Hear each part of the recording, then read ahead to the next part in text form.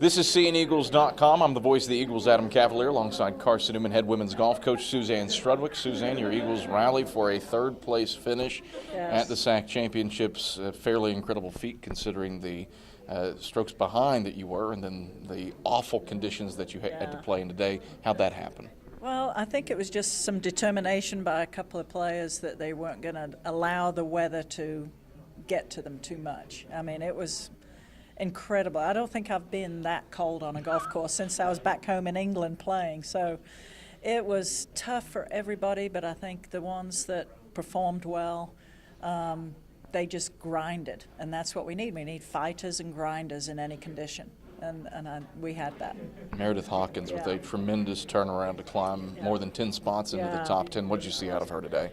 Just steady improvement, and I'm just so impressed with the fact that she's a fighter and she mentally keeps it together, and that's that makes the difference, because that transfers not just in her golf game but in her schoolwork, in her life, everything that she's going to do from now on. She's going to be able to look back at this time, this particular day, because this will stick out in the players' minds. I reminded them of that on the first tee, that you will remember this day, so she can go back and remember, hey, I fought on that day, I grinded on that day.